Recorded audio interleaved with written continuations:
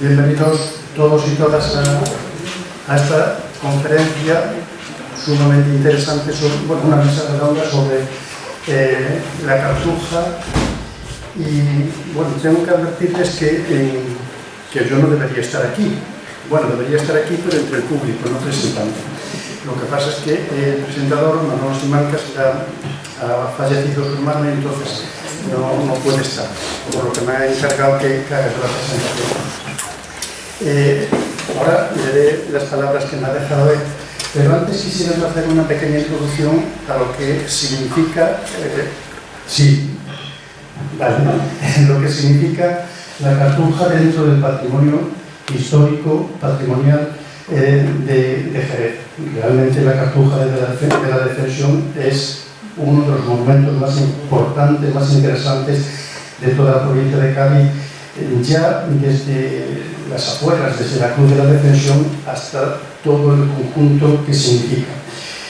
Hoy nos acompañan tres personas sumamente cualificadas: Miguel Ángel López Barba, arquitecto; Delia Villaverde Montero, arquitecta; Fabián Pérez Pacheco, historiador de arte y restaurador. Bien, yo conozco un poco el tema de la Cartuja, he participado en alguna conferencia y tal, pero aquí creo que el tema va a ser mucho más interesante porque es el tema de la restauración de la fachada exterior de la Andrés de Rivera, los problemas que tiene, lo que significa, y realmente creo que acometer una obra de esa envergadura es absolutamente fundamental y primordial para el patrimonio cultural de Jerez. Tanto que hablamos ahora de la capitalidad cultural de Jerez en el año 2031, lo primero que tendríamos que empezar a hacer es cuidar nuestro patrimonio, y realmente creo que por ahí tienen los tiros.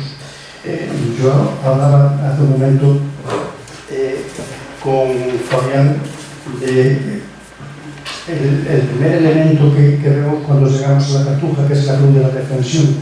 Está realmente en un estado lamentable. Las grietas han aumentado en los últimos años de una manera alarmante. Se puede introducir un puño, pero claro, no es una labor de restauración fácil, porque es simplemente, no es atornillar, es que hay que desmontar totalmente el monumento, limpiarlo, etcétera, etcétera. Bien, entonces yo ya no me voy a enrollar más, voy a leer las palabras que me ha dejado Manolo Simancas, lamentando la pérdida de su hermano, y simplemente voy a leer lo que él me ha dejado. La conferencia de esta tarde es la última profesional Ateneo de Jerez dentro de la conmemoración del quinto centenario del Puente de la Cartuja, con el título La Cartuja de Jerez y su portada, análisis técnico y patrimonial. Queremos volver a incidir sobre la importancia de nuestro rico patrimonio histórico, artístico, paisajístico y natural en torno al río Guadalete, nuestro río.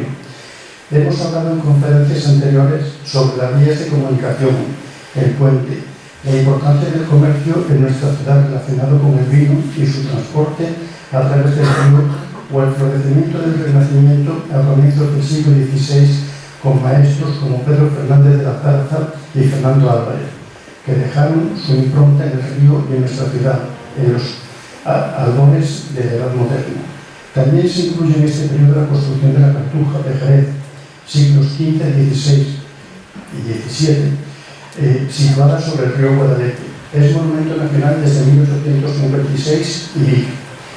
Desde septiembre de 2024, sus puertas se han abierto a la ciudadanía en general, y nos alegramos profundamente de ello. Un patrimonio histórico-artístico tan rico, tan singular, tan importante desde el punto de vista cultural, no puede estar a expensas de pequeñas aportaciones de instituciones públicas que saben no solucionan nada.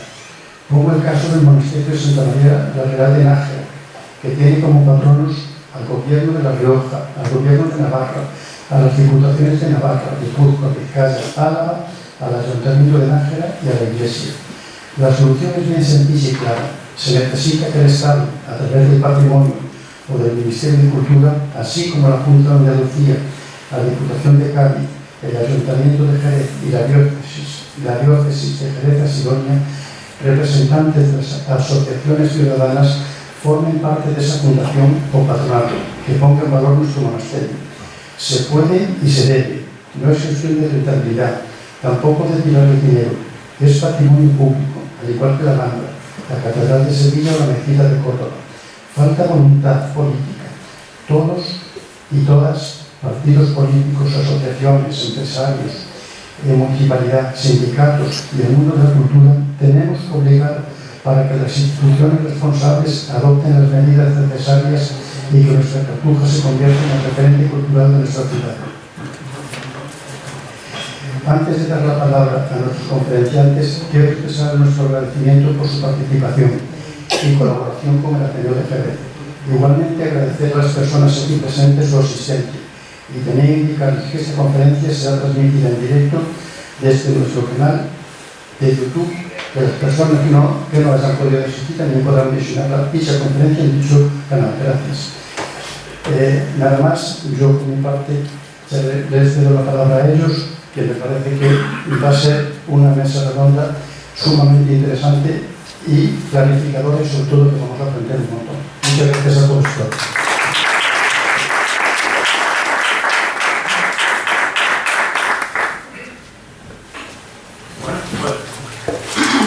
Buenas noches a todos y muchas gracias por asistir. Vamos a empezar.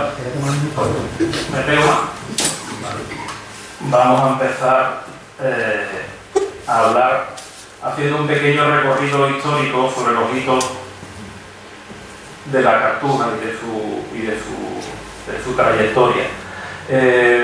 Normalmente dividimos la historia de la Cartuja en tres hitos importantes. El primero, que es la etapa de esplendor, desde su fundación en 1478 hasta 1810, que inicia la etapa de ocaso y de abandono. Es la fecha en que los franceses invaden España y llegan hasta la Cartuja. Y después, a partir de 1900, pues una, digamos, etapa de recuperación que nos lleva hasta nuestros días. De la etapa de esplendor no vamos a comentar nada, porque yo creo que ya todo el mundo prácticamente conoce el esplendor que tiene el monasterio de la Cartuja, y además últimamente tenemos la ventaja de poder visitarlo, cosa que os recomiendo a todos que hagáis la visita por allí, porque de verdad que hasta que no se pasea por los espacios que tiene la Cartuja no se comprende verdaderamente el monumento que tenemos aquí en Jerez. Pero nos vamos a centrar en este periodo, en la etapa de ocaso y abandono. El inicio de todo es la ocupación por las tropas francesas del monasterio. Cuando las tropas llegan a Jerez, los monjes cartujos huyen hacia Cádiz y allí se recluyen un poco huyendo de estas tropas, y cuando las tropas entran en el monasterio, pues prácticamente lo destrozan. En 1900, a la salida de las tropas de los franceses, los monjes vuelven otra vez a la Cartuja, empiezan de nuevo a reparar todos los destrozos que hizo el ejército francés, pero al poco tiempo, allá por 1820, con el trienio liberal y la supresión de las órdenes religiosas, tienen que volver a abandonar el monasterio sin haberle dado tiempo de haber reparado todos los daños que sufrieron. A los 3 años vuelven con el absolutismo, pero llega 1835, desamortización de Mendizábal, y los monjes tienen que abandonar definitivamente el monasterio. A partir de aquí empieza un periodo de decadencia. El monasterio es utilizado como cárcel, es utilizado como cuartel, que después tienen que abandonar por los daños que ocasionaba el propio cuartel al monasterio. Y hasta 1850 se instala el depósito de semental. Entre 1835 y 1850 los cuadros de Zurbarán se dispersan por el mundo, cuadros de Zurbarán que pertenecían al maravilloso retablo mayor de la iglesia, Se pueden encontrar ahora mismo en el Museo Provincial de Cádiz, en el Museo de Grenoble, incluso en el Metropolitano de Nueva York. El apostolado de José de Arce se traslada a la catedral, también pertenecía en este maravilloso retablo. La sillería de los padres es trasladada a la iglesia de Santiago, en otra restauración de estilo que se hizo allí en Santiago. Incluso la fuente del claustrillo, obra de Torcuato Cayón, pues el Ayuntamiento de Jerez se la lleva y la monta en la Alameda Vieja. Todo ello, además de un continuo expolio que sufre el monasterio, llegando a, yo creo que el punto culmen del expolio, en que lo que quedaba del retablo mayor es cortado en trozos y llevado a las panaderías de Jerez para hacer pan. Esa es la guardia y custodia que hizo el Estado español en el periodo que lo ha tenido el monasterio. Como estaba diciendo antes, en 1850 se instala el depósito de sementales. Hay quien incluso dice que gracias a que se instaló el depósito de sementales no se destrozó del todo el monasterio. Aquí vemos la famosa bañera de los caballos cartujos. En 1856 se declara monumento a la Cartuja, pero no penséis que se declara por lo bonito que es. Se declara porque hay intención de venderlo, de vender el monasterio de la Cartuja, e incluso de venderlo como material de construcción. Prácticamente hacer un almacén de materiales para que todo el mundo fuera allí a recoger las tejas, los sillares, los ladrillos, las vigas y desmontarlo completamente. Ante esa alarma, pues un grupo de personas consiguen darle el carácter de monumento. Pensemos que es monumento antes incluso que la Alhambra de Granada, ¿vale? Es el primer monumento que se hace aquí en Andalucía. Posteriormente se intenta traer una nueva orden religiosa, la de los filipenses, pero no dura mucho hasta que en 1884, ya abandonando la orden en el monasterio, llegan a darle a la guardia y custodia a una persona, Andrés de Alzola, que se la traspasa posteriormente a su hijo y que llega incluso a alquilar la celda del monasterio a distintas familias. De los pocos que quedaban en pie, pues la alquila para que la gente viva allí. Por aquella época, la Cartuja era un lugar de paseo, de camping. La gente iba allí a echar el día. Esta foto parece ser que es de un congreso de arquitectos que hay en Sevilla y que como excursión se vienen a ver las ruinas de la Cartuja de Jerez. E incluso estos señores plantean que usos tan sorprendentes como convertir la Cartuja en el panteón de ilustres hijos de la provincia de Cádiz. No se llevó a efecto. Y lo último, el último uso que se le da a la Cartuja es la de escuela rural desde 1900, que dura hasta 1948 con la llegada de los cartujos.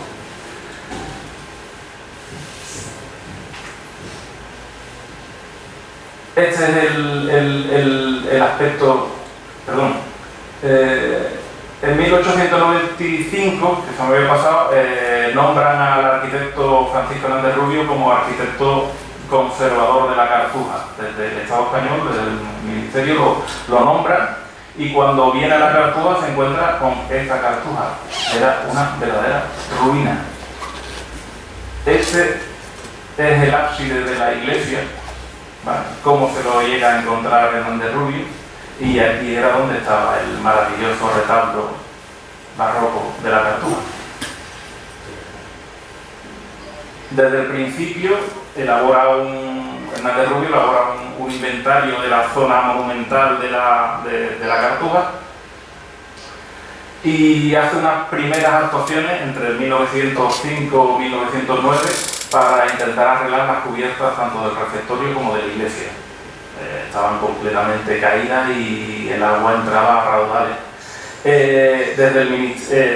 toca todas las puertas posibles para intentar conseguir fondos para conservar la Cartuja, para devolverle su esplendor, y no es hasta 1909 cuando le encargan que haga un informe del estado real de la Cartuja, y con un presupuesto de los arreglos principales, los arreglos de emergencia que él entendía. Tardó 3 años en realizarlo, y no es por nada, sino porque fue un informe muy minucioso y aporta un presupuesto de ejecución de la época 157.350 pesetas. Tardan en contestarle y no hasta 1916 cuando el Ministerio concede tan solo 18.216,79 pesetas. Con esto Hernández Rubio consigue hacer una segunda fase de las cubiertas de la iglesia y reparar las cubiertas del claustro chico. En aquella época, 2 personas ilustres de aquí de Jerez, José Romero Martínez y el entonces conde de los Andes, el bisabuelo del actual, luchan por la Cartuja y consiguen que el Estado dé una aportación de 25.000 pesetas anuales, ¿vale? Con ella Hernández Rubio consigue recuperar la cubierta de la sala capitular, termina de reparar las cubiertas de la iglesia y también termina de reparar el ábside y las vidrieras de la iglesia. Estamos ya en 1923. En esta época llega al poder la dictadura de Miguel Primo de Rivera, jerezano, se acuerda de su Cartuja y le encarga el proyecto de restauración completo del claustro. Pero bien, entendamos que lo que restauran no es claustro y celda, es solamente lo que podemos decir el tránsito del claustro, la zona de pilares y bóvedas, hasta los muros donde empezarían las celdas. Las celdas siguen estando en ruinas. Este proyecto tiene un importe de 179.000 pesetas que se consiguen dar y además Miguel Primo de Rivera dota de 50.000 pesetas anuales para la conservación de la Cartuja. Hernández Rubio continúa haciendo diversas obras y en 1931 termina ya las obras de consolidación del claustro. Llega la Segunda República, llega la Guerra Civil y nuevo periodo de tiempo en el que la Cartuja pues no se le hace absolutamente nada. En estos 31 años, el Estado español dota a la Cartuja de un presupuesto máximo de 572.000 pesetas. Que no sé si verá, ¿verdad? Pero he encontrado en internet que hoy en día lo que en 1900 era una peseta, hoy podría ser un euro, ¿vale? Podríamos equivelarlo a un euro. O sea que en 30 años el Estado español dio lo que hoy en día sería medio millón de euros. Terminada la guerra civil,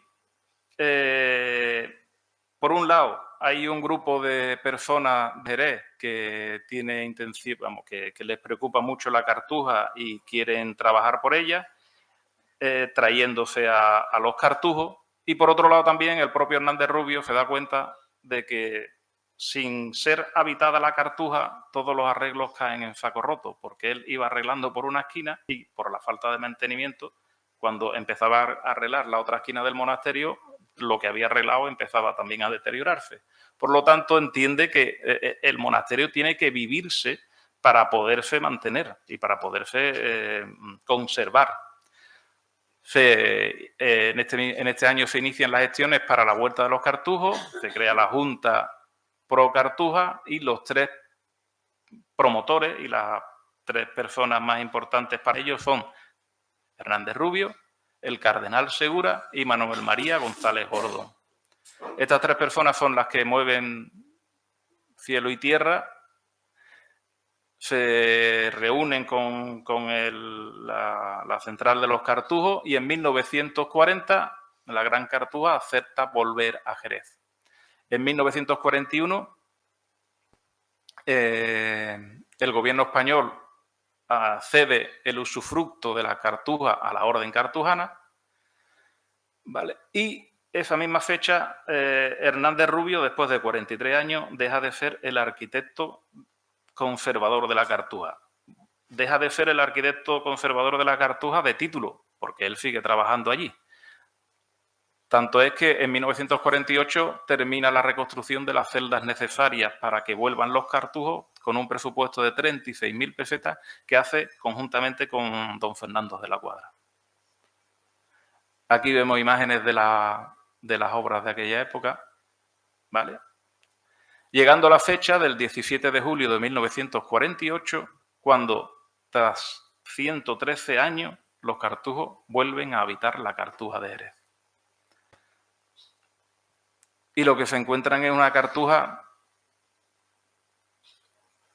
prácticamente en ruinas, salvo ciertas zonas que han conseguido reconstruir Hernández Rubio en los prácticamente 50 años que se dedica a la Cartuja. Aquí vemos imágenes de cómo se están reconstruyendo parte del claustro grande.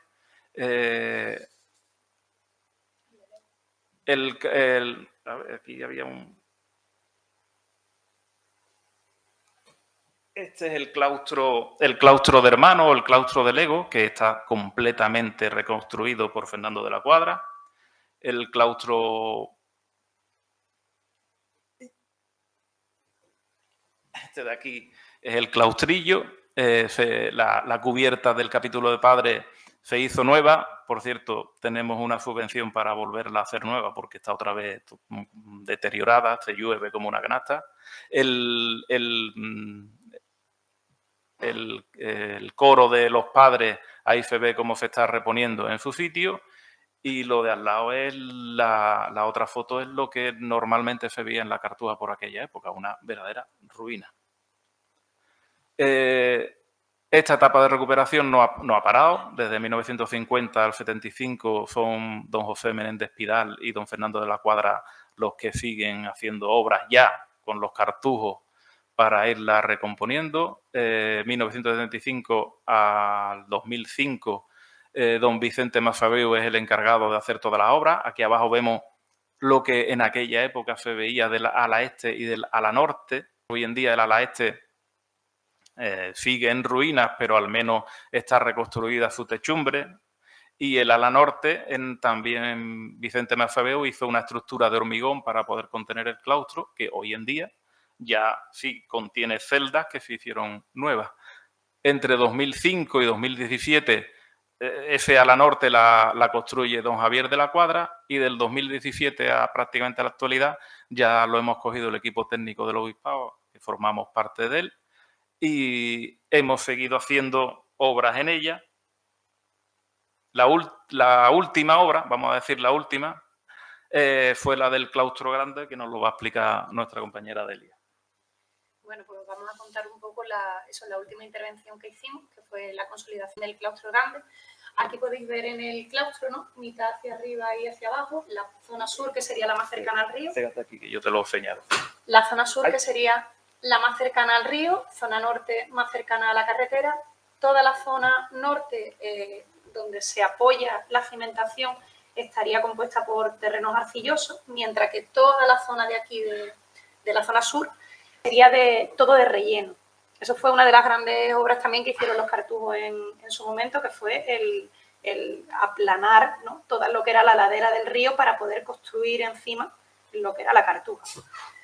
Entonces, en función de ese terreno, la intervención que se hace, sí, se hacen dos propuestas para consolidarlo. Una es en la zona donde teníamos los terrenos más malos, los de relleno, usar un pilotaje en cada una de las pilastras del claustro, mientras que en las zonas arcillosas lo que se hizo fue inyecciones de cemento, de hormigón, para crear bulbos de presión que contuvieran la cimentación y que no se hundieran, porque casi todas las pilastras pues se estaban volcando hacia adentro y se estaban abriendo las bóvedas.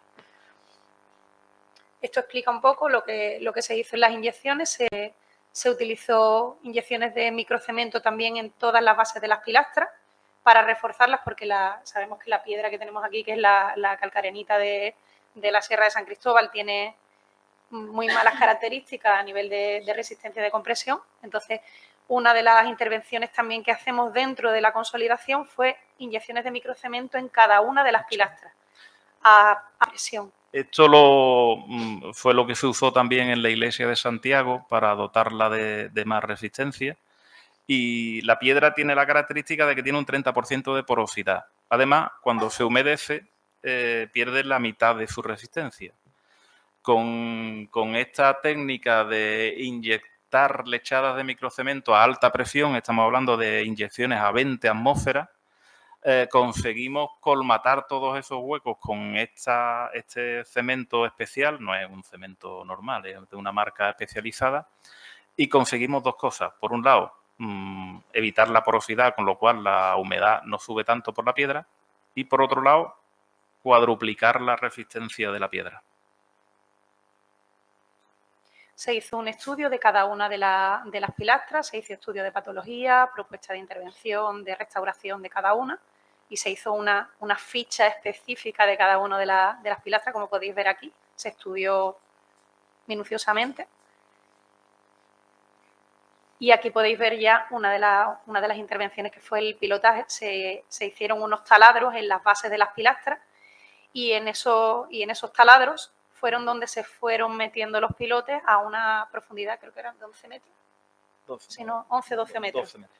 Aproximadamente. Eso lo veis en la foto izquierda y en la central, veis el taladro, y en la foto de la derecha lo que veis son las inyecciones que se hicieron en el terreno en la zona norte para crear los bulbos de hormigón, de apoyo.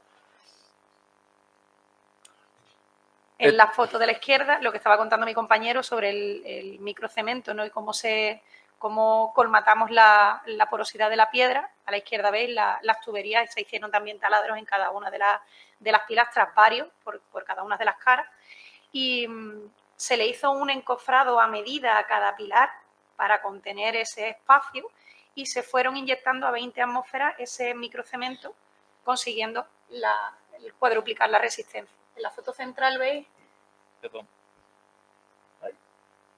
de los testigos, de los taladros que sacamos, está el central es de la piedra tal y como nos la encontramos, y el otro que se ve un poco más oscurecido es con los poros colmatados, que fue con los que se hicieron las pruebas en los ensayos en laboratorio, que nos dieron que se cuadruplicaba la resistencia de la piedra. También se hicieron pruebas de limpieza, como veis en la izquierda, ahí se ven los estudios que hicimos. Se hicieron reconstrucciones volumétricas en algunas zonas donde era necesario. Reconstrucciones volumétricas con mortero, no con piedra. Y pasando a otro de los proyectos en los que también empezamos y demás, fue el proyecto de conservación y mantenimiento de la portada, que se entregó al Ministerio, se consiguió una subvención, pero al final se desestimó y se echó hacia atrás. Estamos hablando del 2018. El proyecto de conservación y mantenimiento de la portada, realizado con nuestro compañero que está aquí presente también, Agustín Pina, como restaurador del equipo, que por cierto me dijiste una vez que fue el primer proyecto conjunto de restaurador y arquitecto que tú recuerdas, ¿no? Sí, en la provincia de Cádiz. Se hizo en el 2018, pero en el 2020 se rechazó porque lo pagaba el obispado, pero con la pandemia del COVID, pues los medios que tenían decidieron dedicarlo pues a las personas y no a las piedras. Vale, aquí mismo ya en ese proyecto inicial ya se marcaban las grietas que tenía el templo, en la portada. Pero es verdad que si veis en la foto de aquí, esas grietas sabíamos que estaban, pero no daban la cara, estaban perfectamente unidas, vamos, se detectaban, pero no aparecían. Vamos a decir que no eran alarmantes. A pesar de que el proyecto se desestimó, no dejamos de continuar visitando la portada y realizando fotos prácticamente anuales para ver la evolución de las patologías que encontrábamos en la portada. Y aquí podéis ver cómo evolucionaron las grietas desde el 2012 hasta las últimas de abajo del 2022. Y aquí sí que son alarmantes, porque es que la portada se mueve. El obispado toma conciencia, aun cuando la propiedad del templo, la propiedad de la Cartuja es del Estado y es el que debe de velar por el mantenimiento de la Cartuja, su propietario, el obispado encarga un estudio lo más serio posible para ver en qué situación está la portada. En este caso se hizo con la ayuda del estudio de AR pericial, un estudio estructural y patológico de la portada, y la campaña de investigación pues contenía un seguimiento de los movimientos mediante un escaneado láser, que ya lo hemos utilizado en otros edificios, el uso de termografía infrarroja, que nos da también bastante información sobre distintos materiales, sobre temas de humedades, sobre composición de diferentes materiales principalmente, ¿no? y humedades. Con el escaneado láser no es que hicimos uno, es que se hicieron, me parece que 4 en un año. Entonces, como eso te da una nube de puntos milimétrica, pues comparando los distintos escaneados veíamos los movimientos que podía tener la portada, que los tenía. Se hicieron además durante un año. Se hizo una caracterización constructiva de la portada, materiales, composición, cada elemento concreto, fichas. Sí.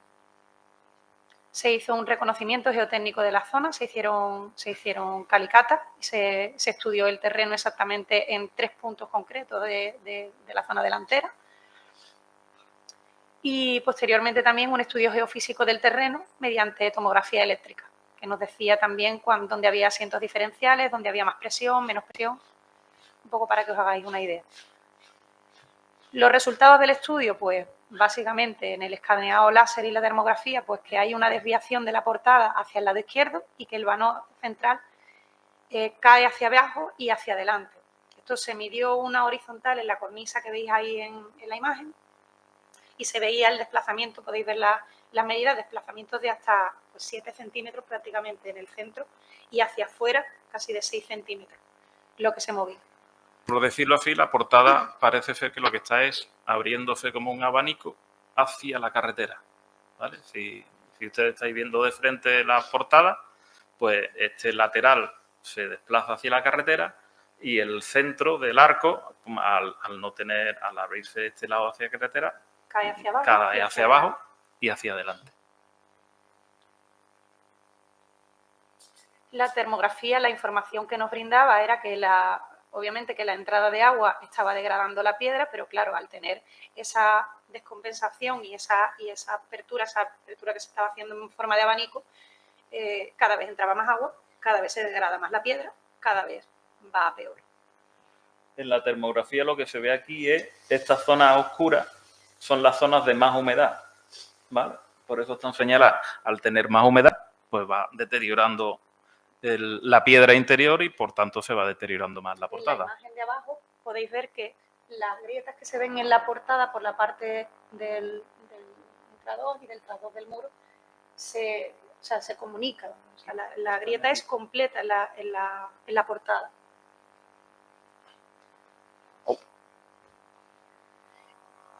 El anterior. El estudio geotécnico. Esto es que sea... No. Ah, no. No. Ah, verdad, perdón. Eso sí, ya. Del estudio geotécnico, los resultados que nos da el estudio era que los movimientos no son por falta de capacidad portante o de formabilidad del terreno y que tampoco son causa de la desecación del terreno. O sea, sequías hemos tenido durante mucho tiempo y la capacidad portante sigue siendo la misma.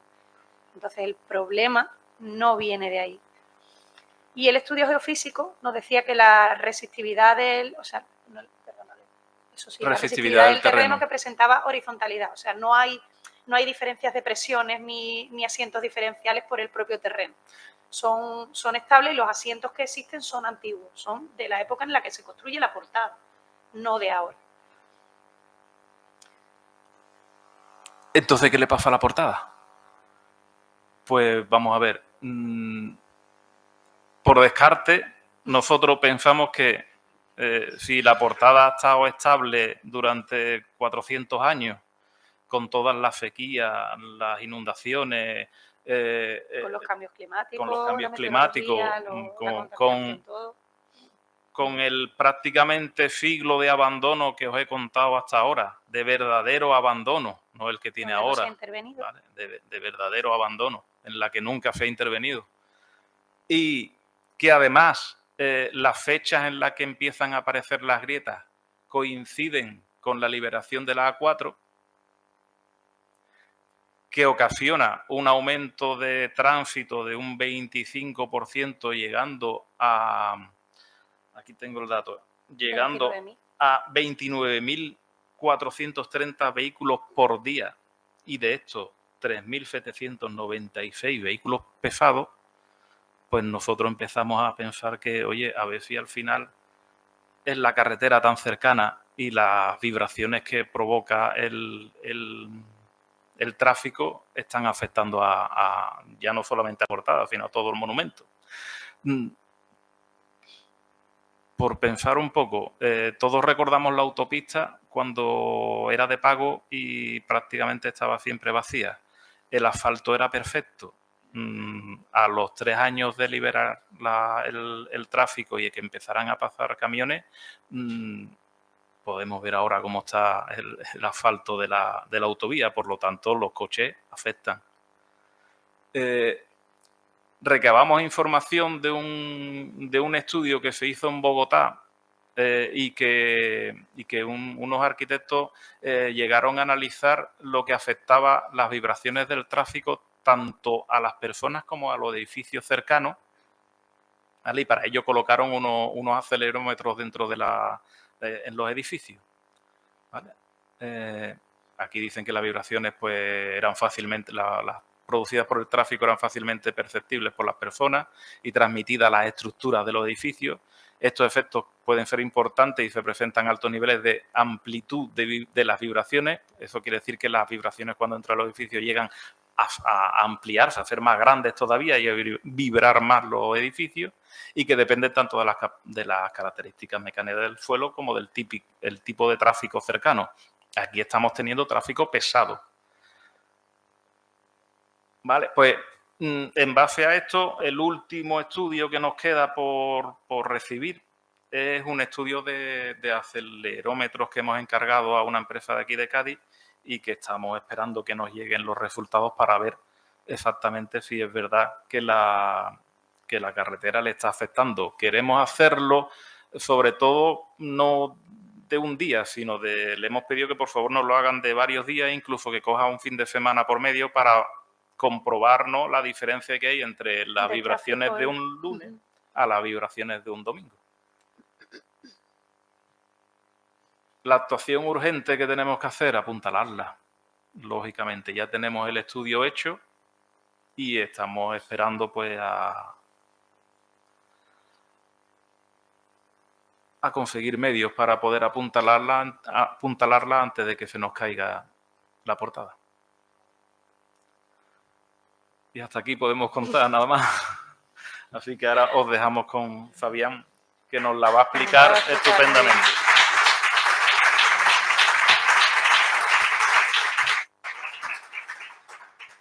Buenas noches. Gracias, Miguel Ángel, por vuestra explicación acerca del estado de conservación de la portada, que ciertamente es alarmante.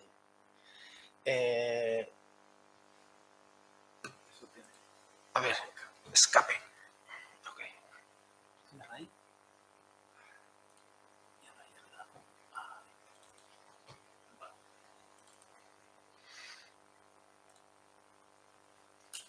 Mi aportación esta noche pretenderá poner en valor aquellos atractivos, aquellos elementos o valores patrimoniales que la portada de Andrés de Rivera podemos en ella identificar, ¿no? Y ponerla en valor más que nada para también transmitir un poco la sensación de que es un elemento señero de la Cartuja y de la provincia, como un monumento destacado de la provincia de Cádiz, que debe ser conservado y que en ello debemos de empeñarnos y pretender pues, su conservación material, su conservación estructural y darle el uso adecuado que debe de tener en un monumento como es la Cartuja.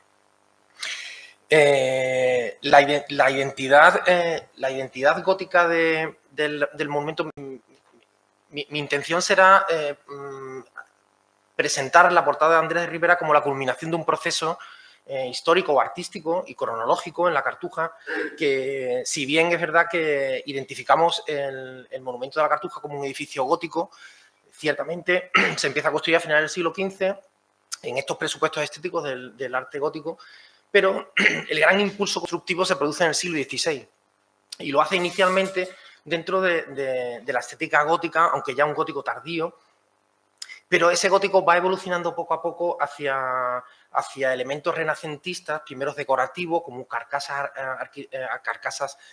ornamentales de una cierta influencia clasicista, dentro de esa influencia que significa el Renacimiento, y que va evolucionando poco a poco en una desornamentación, un proceso de desornamentación, y en la que el elemento estructural y constructivo empieza a adquirir un carácter predominante en esta arquitectura.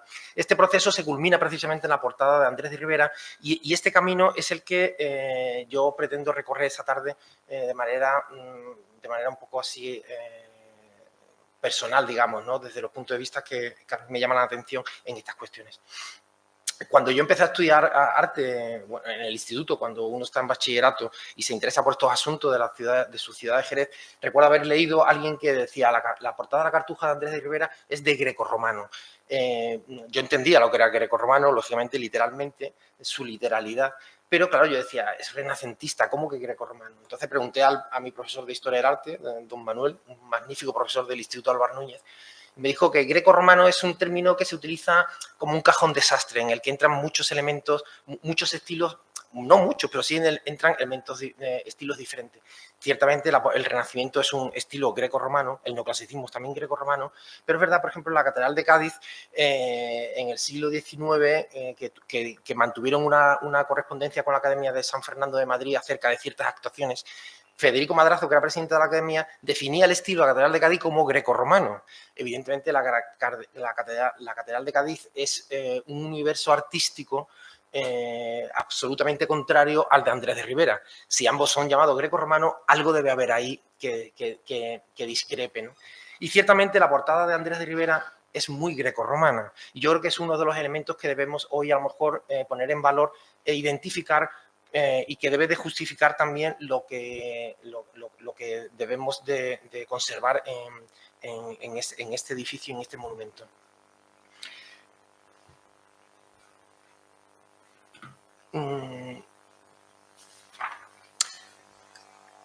Lo primero que quisiera resaltar es la sensación de ser un arco de triunfo, pero esto es una victoria que se produce en un largo periodo de unos 60 años en la Cartuja de Jerez.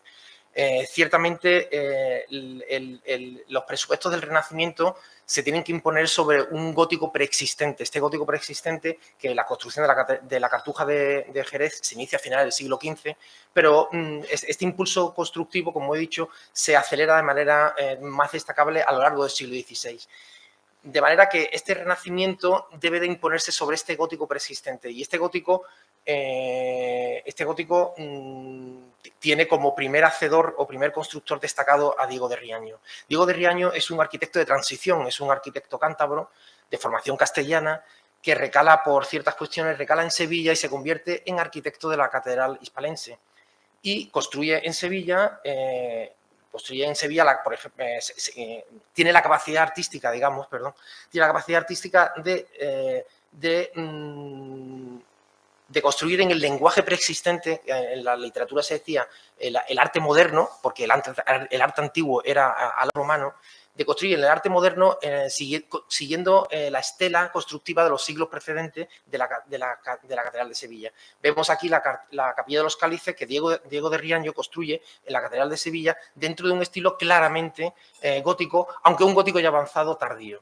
Sin embargo, a la vez, en los mismos años, en 1527, 28, en 1530, está construyendo también el convento de San Francisco y las casas capitulares de Sevilla. Como vemos en la fotografía, el estilo ya es diametralmente opuesto. Es decir, estamos hablando de un artista que es capaz de construir una cosa y la contraria.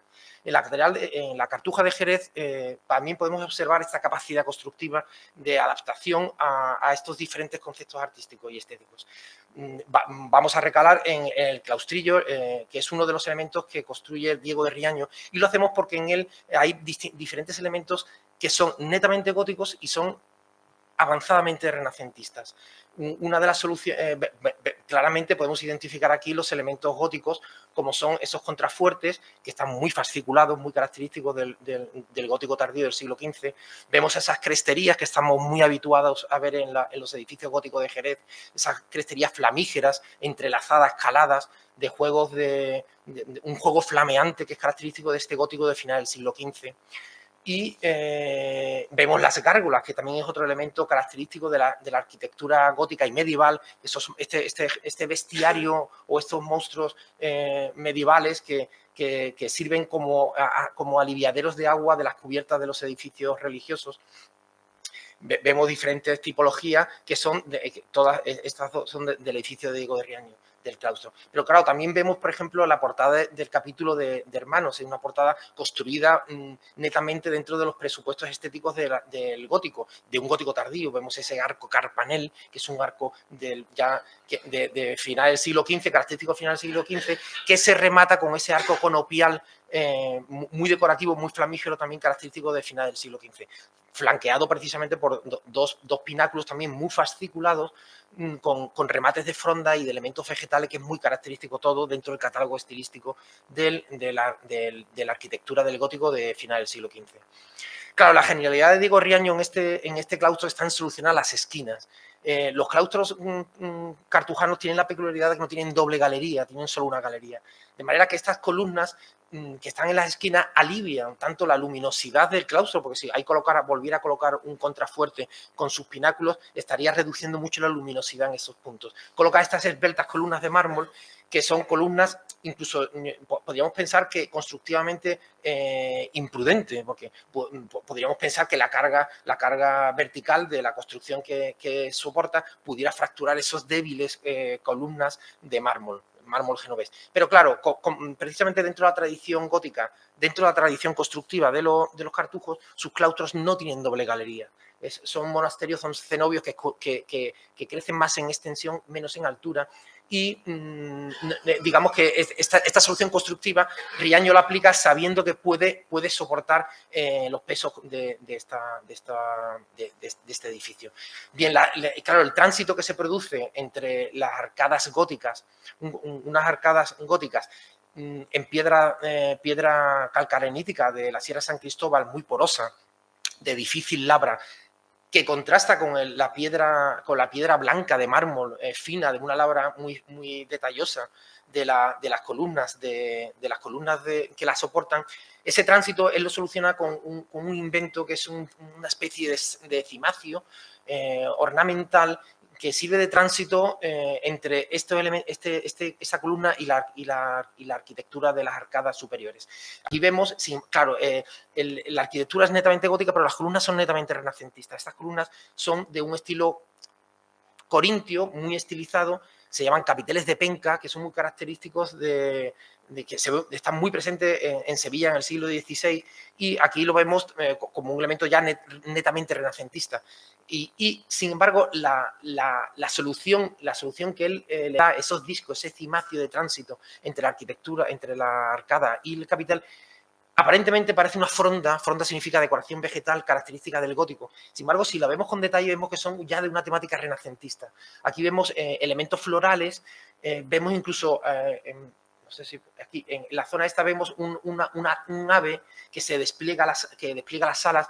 Esta sinuosa composición vegetal representa ya un elemento claramente renacentista. Aquí vemos como este bestiario, estos monstruos que se enfrentan de manera simétrica, son una de estas características decoraciones del arte renacentista, o este león que asoma su cabeza con sus fauces abiertas por un lado, mientras por atrás se transforma en un elemento vegetal fitomórfico en forma de voluta, que nos recuerda precisamente ese catálogo decorativo de los candelieros o los grutescos renacentistas.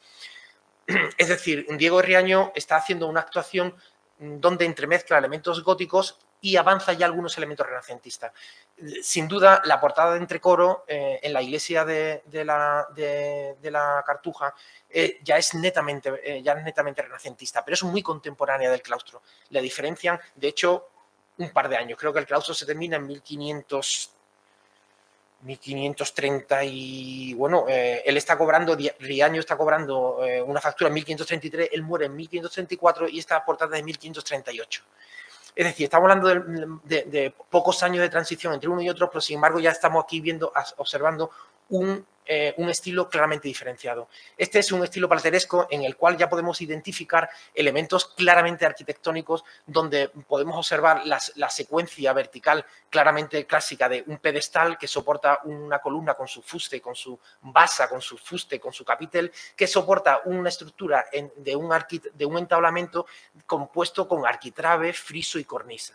Todo es conteniendo un arco de medio punto, ya no es un arco apuntado, y con una decoración menuda que se desarrolla adaptándose a los elementos arquitectónicos sin disimularlos, de manera que la lectura arquitectónica de la portada es una lectura fácil, una lectura clara y equilibrada. Esto viene dentro de la estética artística ya del Renacimiento y del plateresco, que es la que estamos observando. En esta decoración es una decoración de una gran calidad artística, la que vemos en esta portada, y lo que podemos identificar son elementos, se entremezclan elementos paganos de tradición clásica con otros elementos cristianos de tradición medieval, no medieval, sino de temática cristiana tradicional, ¿no? Esto realmente en el Renacimiento genera una cierta tensión, el conflicto que se genera entre la representación en un lenguaje clásico y pagano y la necesidad y la función religiosa que tienen estos edificios, que tienen una finalidad religiosa, tienen una necesidad de devoción y de conmover a la piedad, y el lenguaje del Renacimiento tiene ese conflicto, esa dificultad por ese sentido de equilibrio, de orden y de claridad compositiva que no parece ligar y posteriormente generará conflictos artísticos de interés. Incluso la Contrarreforma, el Concilio de Trento y la Contrarreforma intenta solucionar a lo largo del final del siglo XVI durante el siglo XVII. En realidad aquí estamos asistiendo a la génesis de ese conflicto, porque vemos un lenguaje formal clásico a la romana, sin embargo una temática religiosa y en muchas ocasiones muy críptica, muy difícil de interpretar. El Renacimiento es un estilo fácil de ver, pero difícil de entender. Tiene mucha lectura intelectualizada. Y eso dificulta el acercamiento al fiel, al devoto, que en la tradición medieval era un discurso evidente, un discurso claro, y se complica y se intelectualiza a lo largo del siglo XVI. Este arte, que es intensamente decorativo, sí tiene elementos narrativos muy concretos. Aquí vemos, por ejemplo, la cabeza de San Pedro con las dos llaves. Jesucristo, cuando le entregó las llaves a San Pedro, le dijo: lo que ates en la tierra quedará atado en la tierra, lo que ates en el cielo quedará atado en el cielo. Con eso le dio doble llave, la llave de la condenación, la llave de la salvación. Esas son las dos llaves que muestra. Luego, en el otro flanco del entablamento del friso, tenemos a San Pablo. San Pablo con la espada, la espada de su palabra y la espada de su decapitación. Vemos este elemento que comentamos antes, estos angelotes, que no son angelotes, son putti, son niños desnudos, y además vemos con sus genitales, y que tiran de una guirnalda de flores, y en medio un águila o un ave que está picoteando la fruta. Yo pudiera pensar que era un pelícano, se picotea el pecho con ese tema eucarístico, pero no, sencillamente parece un tema pagano, un tema que no tiene contenido religioso.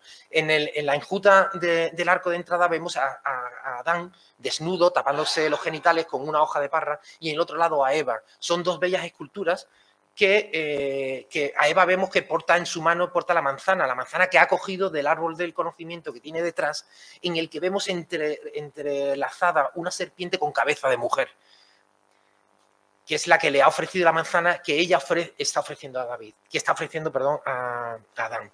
En el centro del arco vemos el escudo de la orden cartujana, que es el despliegue de las armas Christi, es decir, los atributos de la pasión de Jesucristo. No lo voy a enumerar todos, pero están aquí los 3 clavos, están las 30 monedas, las conté. Las 30 monedas de Jesucristo, está el gallo de las 3 dudas de San Pedro, la columna de la flagelación, el farolillo de la oración en el huerto y del prendimiento, los dados con los que se jugaron la túnica de Jesucristo, está la lanza de Longino, está la esponja, las tenazas de los clavos, es decir, todo ese elemento de pasión, de la pasión de Jesucristo, y que se convierte en escudo de la orden cartujana.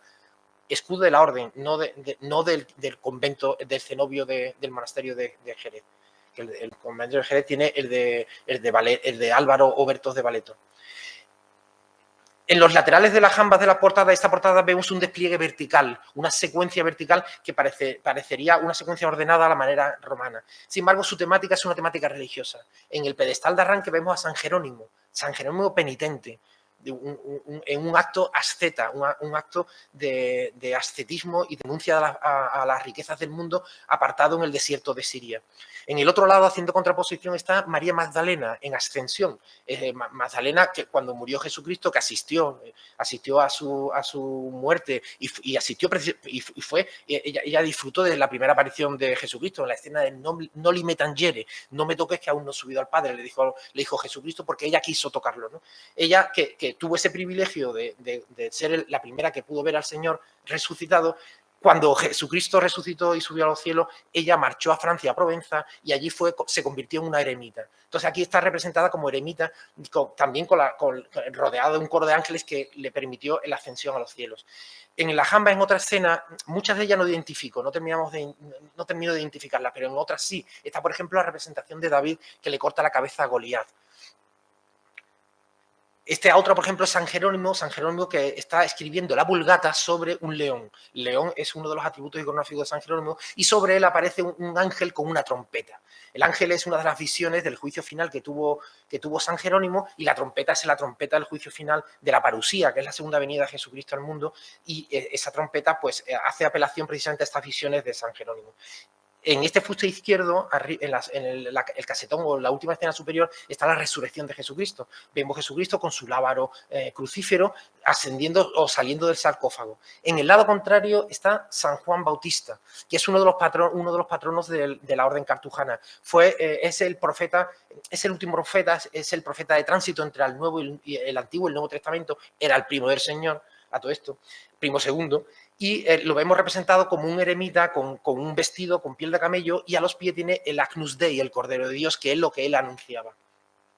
Por debajo de San Juan Bautista, esta que pudiera ser la escena de la conversión de San Pablo. San Pablo va a caballo, camino de Damasco, persiguiendo a los cristianos, y se le representó Jesucristo y le dijo: Saulo, Saulo, ¿por qué me persigues?, ¿no? Él se quedó ciego y cayó del caballo. Yo creo que esa es la escena que se representa, no lo tengo claro, pero pudiera ser. Esta también es otra escena que no es clara, parece alguien escribiendo un libro, debe de ser un evangelista, claro, teniendo a los pies un personaje alado, debe de tratarse de San Mateo.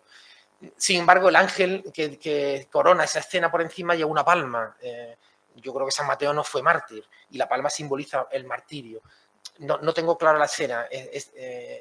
Y esta, por ejemplo, esto ya son este catálogo de personajes y de elementos decorativos de estilo pagano, que además nos da el hecho de que nos da la data de la portada, 1538. Es una bonita figura, muy clasicista, de bonita labra. Esta es otra también muy críptica, donde vemos dos cuerpos desnudos, uno de ellos está sobre lo que parece un macho cabrío, tocando una flauta o algo así parece. Este otro es otro monstruo también de la portada, está en la jamba derecha, otro monstruo fantástico, también de estilo clasicista. Este otro también. Este es otro personaje de la misma portada en el que parece, no sé, que o es un monstruo que está engulléndolo, pudiera ser a lo mejor, ¿cómo se llama este de la ballena? Bueno, puede ser el Leviatán, o un pecador, Jonás, pudiera ser Jonás, si eso fuera una ballena. Puede ser Leviatán, o el pecado que está acechando al pecador, que se retuerce y mira con miedo. Estamos viendo ese lenguaje menudo, decorativo, cargado de un lenguaje pagano, pero con contenido religioso, y en el púlpito del refectorio es aún más evidente. Aquí, siguiendo las teorías de aquí el amigo Aguayo, que lo tenemos presente, teorías que él, además, de manera muy bonita, muy lírica, le llama jeroglíficos del silencio. Nada más acertado. Y además son jeroglíficos del silencio por dos razones. Primero porque es un espacio de silencio, el refectorio era un espacio de comida donde había que estar en silencio y había que escuchar la palabra de Dios, era la única palabra que podía sonar. Cualquier otra palabra era una palabra malediciente, era una palabra pecaminosa o una palabra que estaba ocultando las reflexiones o estaba ocultando las reflexiones o la sabiduría que emanaba de la palabra que se leía, que eran historias sagradas. En realidad, por eso son jeroglíficos del silencio, pues están hechos para un lugar de silencio, pero realmente muchos de ellos están en silencio, son símbolos mudos, que difícilmente podemos saber lo que nos están diciendo. Muchos de ellos son sencillamente composiciones de carácter clasicista, renacentista, candelieris, compositivos, que sin duda debían de tener un significado, pero que también sin duda hemos olvidado, hemos perdido. Entonces hace falta hacer un gran esfuerzo de desvelamiento de estos elementos, y es un ejercicio complejo que yo recomiendo el artículo de Aguayo porque es muy interesante. Él lanza sus teorías acerca de ciertas cuestiones de este púlpito y de una gran riqueza iconográfica e iconológica. Yo voy a reparar solamente en una, en este fuste del pretil del púlpito, en el que podemos, yo creo que viene muy a cuento para comprender la dificultad del arte del Renacimiento, la complejidad que tiene entre el lenguaje de representación y la finalidad religiosa que tiene. Fijaros que este fuste, siguiendo un poco la idea de Arguayo, desarrollándola un poco más, quizás, yo la he llamado el fuste de la condición humana o de la naturaleza humana. Vemos en la zona inferior un cuerpo pellejoso de un individuo que está como vencido, está decrépito, caído, y que alza con dificultad dos antorchas encendidas. Sobre él se alza un candelieri que vemos aquí, del cual cuelgan dos cabezas de niños. Sobre él aparece un cuerpo femenino muy bello, muy bonito, semidesnudo, casi, yo diría que casi con las técnicas del paño mojado fidíaco, del arte griego. Podríamos, voy a exagerar, pero podríamos ver ahí la Victoria alada de Samotracia, un poco, ¿no? Está infringida de una cierta fluidez líquida en sus vestimentas, y sobre ella es una imagen muy bella que contrasta con la fealdad del personaje inferior, y sobre ella se levanta otro candelieri vegetal rematado por un ángel, por un querubín. Podemos interpretarlo como la doble naturaleza humana, en tanto, eso es una idea muy platónica, es decir, la dualidad del cuerpo y alma. Es decir, el hombre está compuesto de cuerpo, que es la parte concupiscente, la parte material, la parte terrenal, la parte temporal, que es la que vemos aquí representada. Es la parte que morirá, la parte que se pudrirá, la parte que sufre y la parte que está más sujeta al pecado. Eleva las dos, no puede con la carga, no puede con la carga del pecado, no puede con la carga de la culpa, no puede con la carga de la vida. Tiene dos antorchas que levanta con dificultad, que simbolizan la vida. Esas antorchas, el fuego, claramente en las vanas barrocas aparecen con el símbolo de la vela que se apaga, el in ictu oculi, decía el cuadro este de Valdés Leal, de las postrimerías que está en Sevilla. Viene la calavera y apaga la vela, el fuego simboliza la vida. Cuando el fuego desaparece es que la vida se apaga. Claro, está queriendo que las antorchas no se apaguen. Sobre él aparece un candelieri del que cuelgan dos cabezas. Si abajo está la parte corpórea, la parte material de la naturaleza humana, aquí nos está diciendo que es doble, que esa naturaleza es bipolar, que tiene dos naturalezas. Y encima lo que está es la parte etérea, la parte espiritual, la parte eterna e inmaterial del ser humano, que es el alma representada con un cuerpo femenino bello, que es alado, es un cuerpo femenino alado, tiene unas pequeñas alas.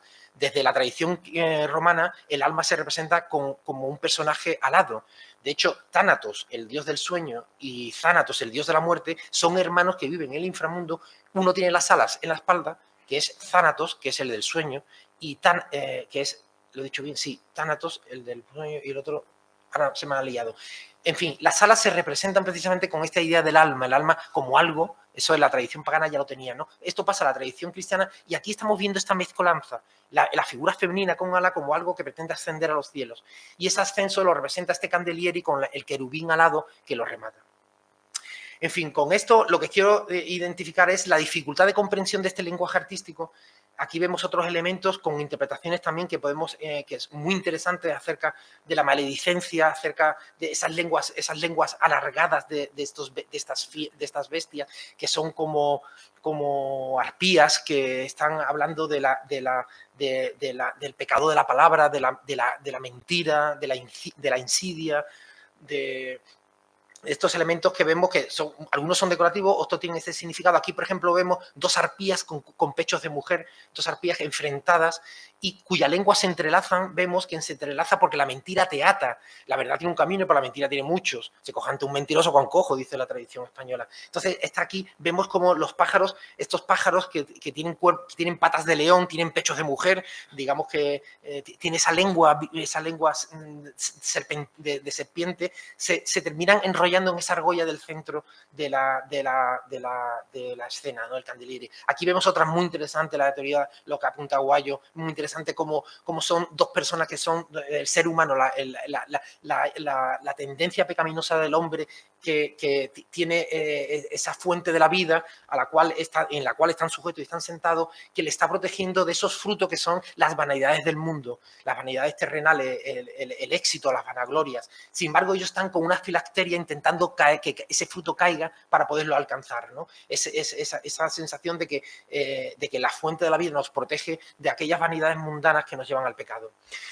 Si esa filigrana decorativa, este contenido críptico, esta dificultad de interpretación, la hemos visto en la portada del entrecoro y en el púlpito, sin embargo, en la portada del refectorio vemos ya un avance en esta simplicidad narrativa. Aquí vemos que va adquiriendo un poquito más de importancia la parte tectónica o la parte arquitectónica de la portada y se disminuye su discurso narrativo, sin desaparecer aún.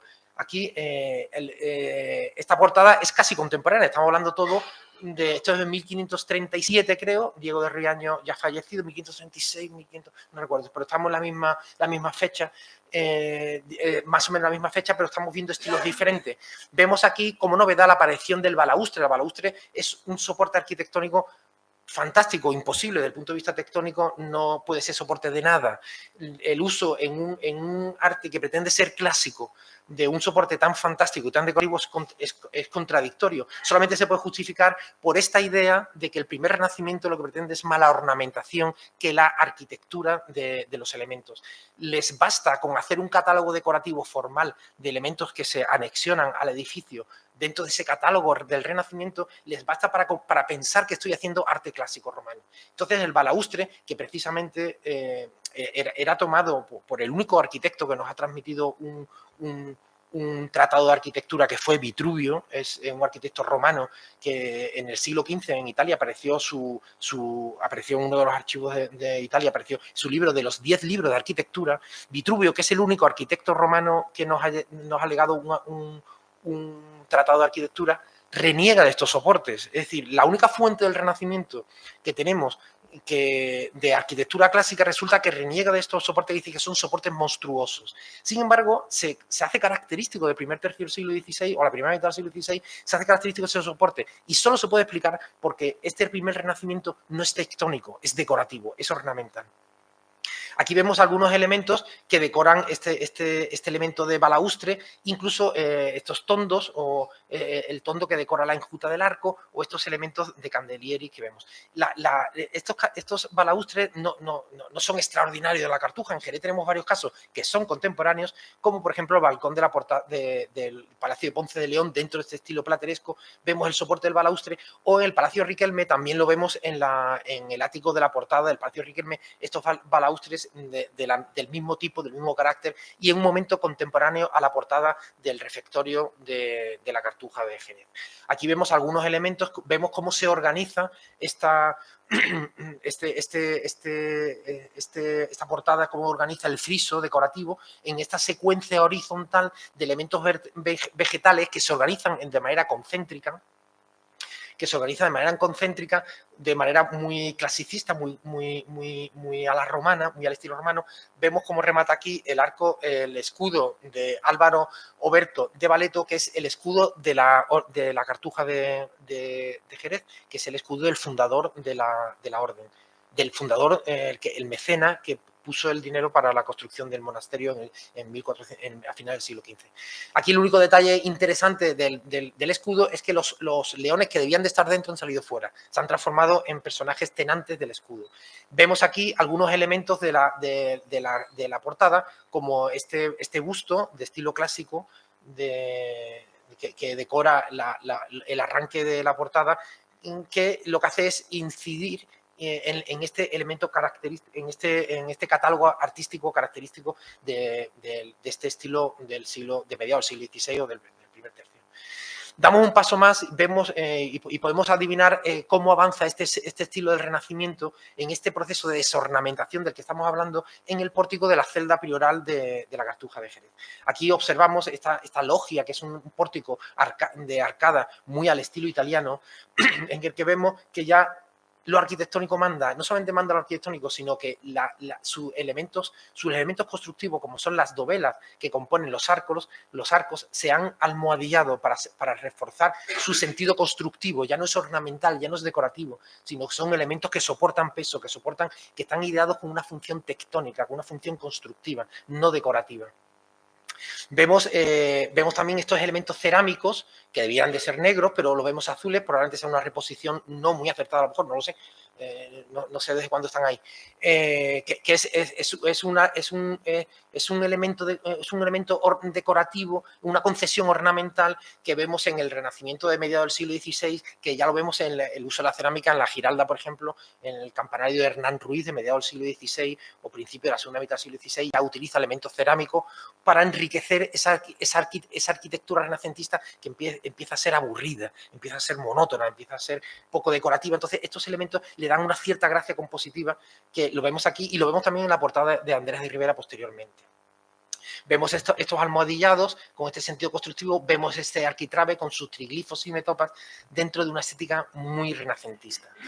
La logia interior pues la vemos ya aseada, limpia, de arcos de medio punto. El arco de medio punto es un arco más amplio, más limpio, más ordenado, no tiene aristas, no tiene zonas como si tiene el arco ojival, con sus bóvedas de arista que son característicos. Un paso más lo tenemos en esta portada de la sala de capítulos de los padres. Esto ya es de final del siglo XVI, un estilo ya manierista, casi protobarroco. Vemos cómo los elementos arquitectónicos están muy los elementos decorativos han desaparecido y los elementos arquitectónicos son líneas compositivas que no hay nada más allá de lo que es realmente tectónico y constructivo.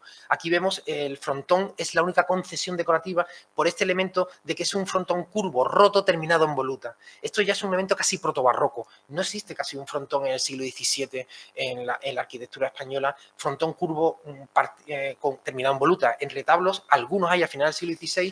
Miguel Ángel los utilizó en la capilla de los Medici en el siglo XVI, pero en España es una cosa bastante rara, bastante extraordinaria. La presencia de este frontón curvo rematado en voluta es una cosa extraordinaria. Vemos una composición manierista, vemos cómo se rompe el frontón para que dentro de ella aparezca otra estructura arquitectónica, que es el ático. Esta composición es muy manierista. También es un elemento característico de final del siglo XVI, con el único elemento parlante, el único elemento que cuenta algo, que es este escudo, que ya está muy cercano a los presupuestos de Trento. Bueno, y algunos elementos característicos final del siglo XVI de Juan de Herrera, como son estos remates piramidales que vemos en el Escorial, o remates en bolas, que también son de una geometría muy contundente y que son propios de este periodo. Ya para terminar este rápido avance, ya nos metemos en el siglo XVII.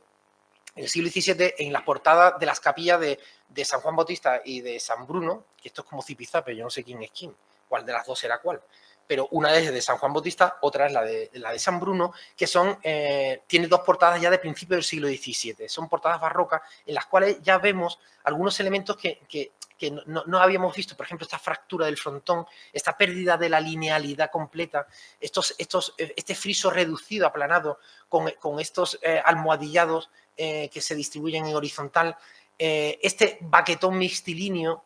Oye, este ratón se ve aquí, ¿no? Sí.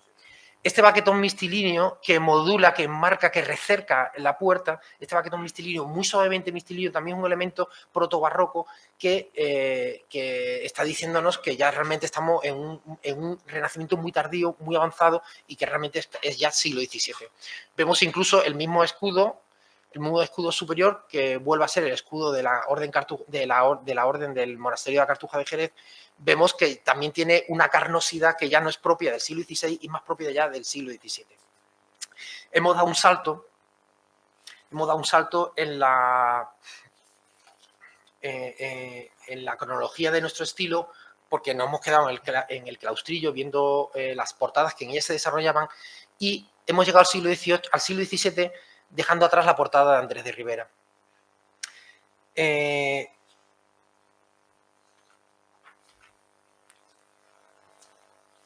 Vale.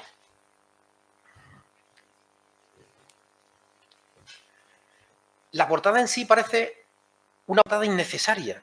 Es decir, es más, ni la Cartuja de Granada ni la Cartuja de Sevilla tiene una portada de la monumentalidad que tiene la Cartuja de Jerez. La portada parece innecesaria en el sentido de que no hace falta tanto. Parece que hubo un empeño por parte de la orden cartujana, quizás también un empeño por parte también de esta iglesia triunfante que aparece después del Concilio de Trento, de manifestar grandiosidad. Y la monumentalidad de la portada, que hay otras portadas también igualmente monumentales en España, está compuesta muy a la romana. Un lenguaje estrictamente arquitectónico. Como hemos visto en algunos casos de los que hemos descrito anteriormente, hay muy pocas concesiones a lo decorativo. Ya está superado, ya no hay elementos constructivos fantásticos, imposibles. Todo lo que hay en él es tectónicamente real. Todo está hecho según el canon de la arquitectura romana. Vemos pedestales amplios, potentes, contundentes, sobre los que se alzan columnas de orden dórico, no es necesariamente toscano, orden dórico, de fuste acanalado, con su basa, con su fuste, con sus capiteles amplios. Unos capiteles amplios son más griegos que romanos, pero capiteles dóricos son los que se levantan sobre los pares de columnas que componen esta estructura arquitrabada, se levanta un entablamento donde observamos su arquitrabe, su friso con triglifos y metopas decoradas a la manera romana con medallones y bucráneos, su cornisa, componiendo una estructura claramente de arco de triunfo romano. La tradición arquitectónica del Renacimiento se difundió por Europa a través de los tratados de arquitectura. El Tratado de Serlio, que Serlio lo escribió en 1530 y tanto, a los 20 años ya Felipe II estaba encargando a Francisco de Villalpando que tradujera el libro de Serlio. Y ese libro transitó por España y sirvió de inspiración, en ese libro se reproducían monumentos antiguos romanos, las medidas del arte romano, se expresaba o se contaba qué lógica arquitectónica tenía el arte romano, pero ya un arte muy avanzado, un arte del XVI, que no era el arte plateresco decorativo, sino un arte contundente, una arquitectura ya constructiva, realmente constructiva. Entonces, el libro de Serlio sirvió de inspiración a muchos artistas para componer estructuras arquitectónicas netamente funcionales. Andrés de Rivera debió de conocerla, yo creo que no viajó a Italia, otros artistas viajaban a Italia, debió de conocer estos elementos y construyó algo extraordinario en su producción, porque si uno va al Ayuntamiento de Jerez, que el Ayuntamiento de Jerez es de pocos años después que esta fachada, vuelve al estilo plateresco, aunque es verdad que no es el plateresco de la portada de Entre Coros, pero vemos elementos decorativos, vemos un despliegue iconográfico, vemos una arquitectura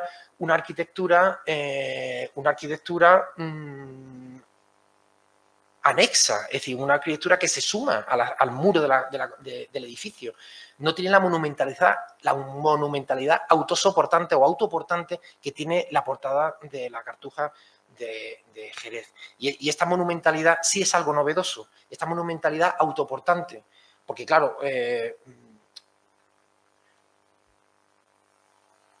bueno, aquí vemos, vamos a seguir el hilo de la foto, aquí vemos estos elementos del arquitrabe con elementos decorativos de triglifos y metopas, que vemos aquí, los triglifos y metopas, estas metopas circulares, estos medallones, con bucráneos, estos bucráneos con el ojo cerámico, que están claramente inspirados de nuevo en estos tratados de Serlio. El remate de la portada es un remate fantástico, es el remate, quizás sea la concesión más decorativa que tiene la portada ya que todo lo que hay en él es constructivo, es tectónico, pero este remate es un remate decorativo, es una venera, es una concha superior decorada con unas volutas laterales que le sirven de tránsito hacia la horizontalidad del entablamento sobre el que se levanta. En ella vemos algunos de los elementos iconográficos o parlantes de los pocos que tiene la portada de la Cartuja. Dios Padre aparece representado en el ático como aparece coronado con la bola del firmamento, no necesariamente del mundo, sino del firmamento de todo el cosmos, y estaba recercado por esta piedra de pizarra negra, que ya está muy perdida, y que sin duda le incorporaba una cierta plasticidad a la portada, como veremos posteriormente. Bajo el Dios Padre está el escudo, de nuevo el escudo de la Orden Cartujana, con todas las armas Christi que ya hemos descrito anteriormente, prácticamente inapreciable, porque es un evento pequeño en la grandiosidad de la portada. Otro elemento también narrativo que vemos en la portada son precisamente sus datas, es decir, este elemento de Andrés de Ribera, me hizo, que se acompaña del año de su creación, que es año de 1571. Aquí estas fotografías nos permiten comparar la diferente calidad de piedra entre la piedra calcoarenítica de la Sierra San Cristóbal, muy porosa, muy sometida a deterioro, muy blanda, respecto de esta piedra, que es una piedra martelilla, pero no sé siquiera si será mármol. No, es martelilla, ¿no? Es martelilla. Pero está perfectamente una piedra caliza, bastante impermeable, muy resistente al agua, y vemos cómo su conservación es mucho más eficaz que la de la piedra que tiene anexa, que es la piedra de la Sierra San Cristóbal. Otro elemento parlante de la portada es el escudo. El escudo de España es una lección de historia. Es tan especial, es el escudo de Felipe II, en el cual pues, vemos los territorios que en 1571 formaban parte de la corona española. Castilla y León, las bandas de Aragón, Aragón y las dos Sicilias. Aquí está, no se ve muy bien, pero está la cruz de Jerusalén, el título de rey de Jerusalén lo tiene la monarquía española, el escudo de Navarra, el escudo de los Habsburgo, aquí tenemos el de Borgoña, con el otro de Borgoña, Brabante y Granada. Luego rodeado por el toisón y el vellocino de oro, que son los elementos iconográficos característicos de la monarquía española. Es el escudo de Felipe II en el instante correspondiente de los territorios españoles en 1571, que es cuando se hace la portada. Luego, en el arco, en las enjutas laterales del arco central, vemos el escudo de la Orden Cartujana, de la Orden del Monasterio de la Cartuja, que es el de Álvaro Oberto de Valeto, que vemos esos leones rampantes que flanquean el árbol central. En el otro flanco lateral del arco vemos el otro escudo de la misma naturaleza. Vemos los deterioros, vemos los detalles, los deterioros, las escorrentías, cómo han ido limando, cómo han ido carcomiendo el material de la piedra calcoarenítica de la Sierra San Cristóbal, cómo ha ido deteriorando. Sin embargo, cómo ha ido resistiendo la piedra del escudo, que debe ser también martelilla, imagino, que es mucho más resistente a la acción del agua, a la disolución del agua. No siendo una piedra extraordinaria, pero denota ahí en ello una gran... Otro elemento destacado de la portada es sus elementos decorativos, en tanto el bicromatismo, es decir, la piedra de la Sierra San Cristóbal es un color miel, un poco color ocre, color hueso, que aquí está muy sucia, que le incorpora estos elementos de cerámica negra y de pizarra negra que le incorporaban una cierta gracia compositiva, una gracia decorativa para esta monumentalidad, estos elementos monumentales que tenía la arquitectura, pues darle una cierta gracia de estilo, ¿no? Vemos aquí estos elementos, son elementos lisos, que son elementos muy manieristas, veremos posteriormente como cuarterones manieristas en la arquitectura a finales del siglo XVI, que se combinan con estas cerámicas negras, generando este efecto de bicromatismo tan interesante en la portada. Aquí vemos en los intercolumnios la misma secuencia de paramentos, de planos de pizarra negra, combinado con estas cerámicas de óxido de manganeso, que es el mineral que se utiliza para el vidriado de estas cerámicas en negro, como le dan una cierta composición decorativa a este intercolumnio que si no estaría, pues sencillamente sería un paramento liso, que es lo que le correspondería al concepto constructivo que tiene la portada de Andrés de Ribera. pero vemos como esta secuencia pues, de estos recercados también, estos moldurajes mistilíneos, pero de una moldura contundente, geométrica, sin mucha concesión a lo decorativo, rematadas por estas ménsulas, que son ménsulas, a mí me parecen como realmente inexplicables, es decir, son elementos muy de Serlio también, que están intentando soportar un peso, pero no tienen la categoría portante que justifica su presencia. Es decir, dentro de la composición tan constructiva, tan tectónica que tiene la portada de la Cartuja, son elementos que intentan dar una funcionalidad tectónica que dentro del lenguaje de Andrés de Rivera me parece un poco ajeno, ¿no? Pero está diciendo aún de dónde viene el arte del Renacimiento y hacia dónde irá luego posteriormente, porque esos elementos desaparecerán en el arte posteriormente, en el arte de la arquitectura. Nos vamos a centrar ahora finalmente ya en el cuerpo central de la portada, en el cual también yo quisiera destacar otro elemento que me resulta también contradictorio o llamativo, ¿no? Este elemento, esta masa tan contundente del arco, que además queda como colgado, es decir, la tradición española tiene elementos de arquitectura colgante, por ejemplo, la portada de la Universidad de Salamanca. La Universidad de Salamanca es como un tapiz que cuelga de la azotea, que cuelga hasta medio desarrollo del muro.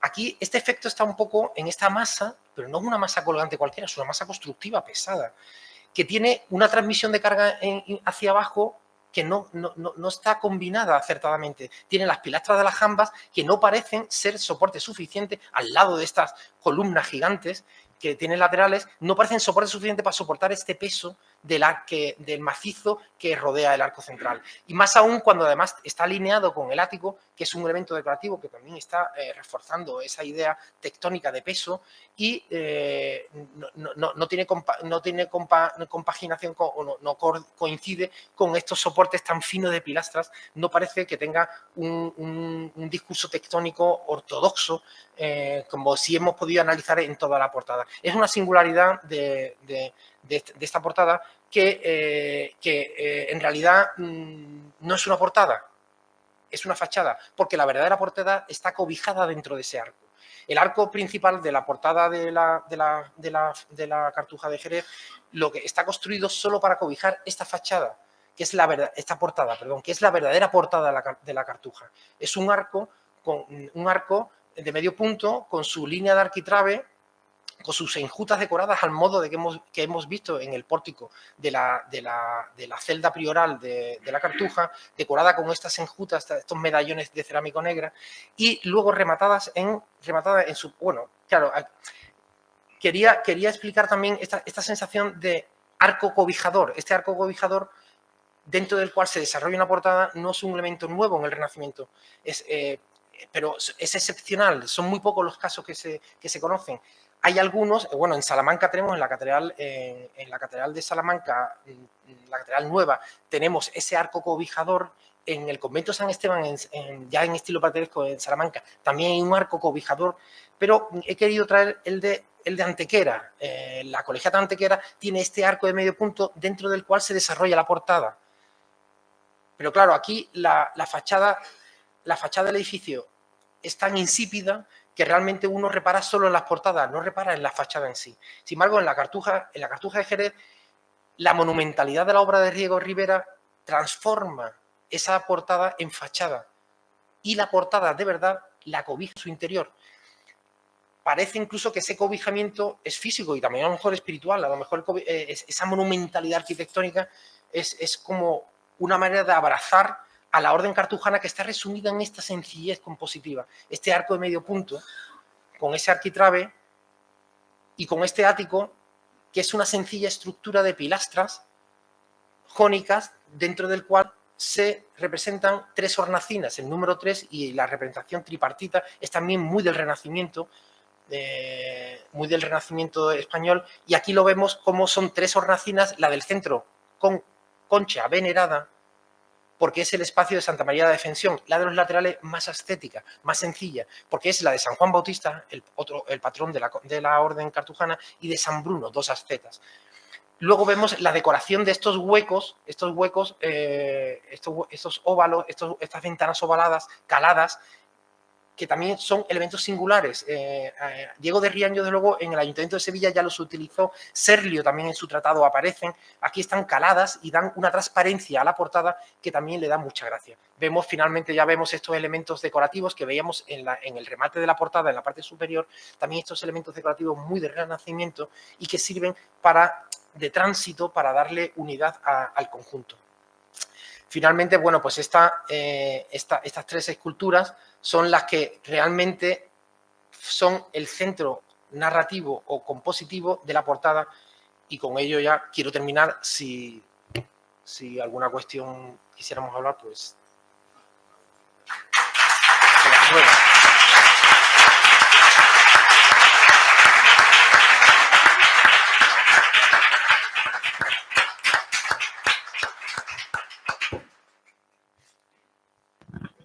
Bueno, lo primero, agradecerles a los 3 conferenciantes las magníficas exposiciones que han hecho, a José María, el arquitecto, Delia, la arquitecta, y Fabián, el historiador de arte.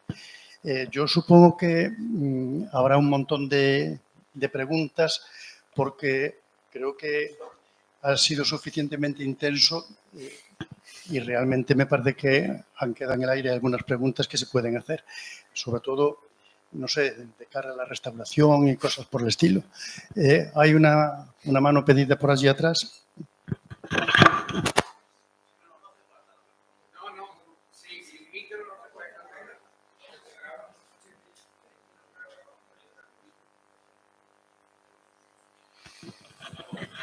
Sí, y muchas gracias. Espero verlos con tranquilidad porque la cantidad es abrumadora.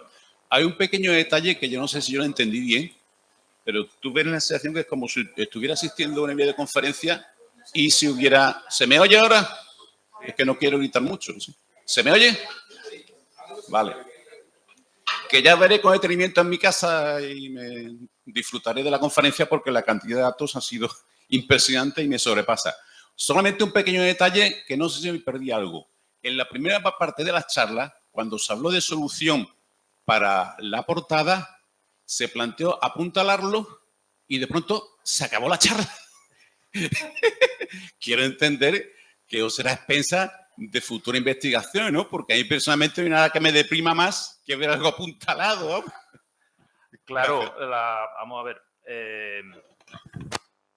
Como hemos estado contando, ya existe un proyecto de restauración de la portada que fue aceptado por Cultura y con el que conseguimos una subvención que después se tuvo que rechazar.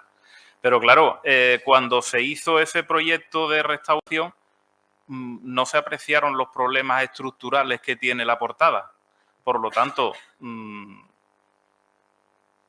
iba a decir que casi menos mal que no se hizo, porque si no íbamos a dar nosotros con los huesos en la cárcel por no haber arreglado la portada y que después aparecieran todas las grietas y nos iban a echar nosotros la culpa. Estamos esperando, como he dicho, el estudio de vibraciones, ¿vale? Para, una vez que tengamos ese estudio, poder empezar a dar soluciones a los problemas que nos dé ese estudio de vibraciones, porque hasta que no lo tengamos no sabemos exactamente qué es lo que le ocurre a la portada, ¿vale? Soluciones para estabilizarla las hay, soluciones para que no se caiga, ¿no? Sí, para que no se caiga las hay, para reforzarlo, coser las grietas las hay. Pero claro, si no sabemos el problema fundamental... ¿Cómo se le da solución? Esto como los diagnósticos de los médicos. Si no sabes dónde está la raíz, no puedes... Bueno, me están apuntando por aquí. Que si no sabes dónde está la raíz del problema... las causas, claro. Si no tenemos las causas de esa grieta, no podemos solucionarla bien. Idea, mucha. Pilotaje, crear una pantalla de un material suficientemente elástico para que absorba las vibraciones de la carretera.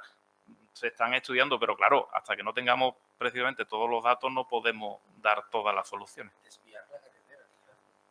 Desviar la carretera sería lo ideal, pero eso es lo veo complicado, Palabras mayores. Pero por supuesto que sí, es que la carretera pasa a escasos 23 metros de la portada. Y una cosa que antes le he escuchado, el mismo problema tiene la cruz de caminante. Y además es que hace 10 años la cruz de caminante estaba relativamente bien, tenía un zunchao muy antiguo de acero, pero es que ahora ha cogido un deterioro brutal. Las piedras se han separado, se han disgregado.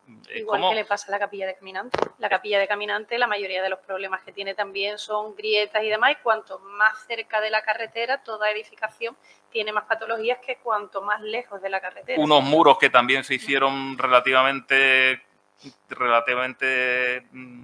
cercanos en el tiempo, que fueron los patios traseros de las nuevas celdas del ala norte, están rajados también. Y todo coincide más o menos con lo que está pegado a la carretera. ¿Los zunchos de la cruz han sido retirados? No. Los zunchos de la cruz han sido retirados y a pesar de los zunchos, ¿la cruz se ha abierto? Sí. Interesante. Vamos, se ha abierto lo que es donde apoya la cruz, está totalmente desmembrado. Es como si lo hubieran zarandeado. Vamos.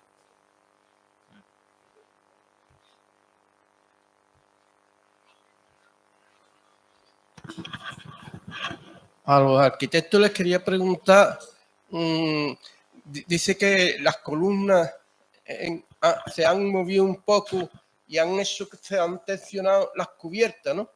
He entendido. Entonces, pregunto yo, si lo que yo he entendido es correcto. Pregunto yo, ahora es la reparación que hay que hacer, ponerla en su sitio, o ya aceptar ya la inclinación y adaptar la cubierta a cómo está. Esa es pregunta de examen. Esa es pregunta de examen.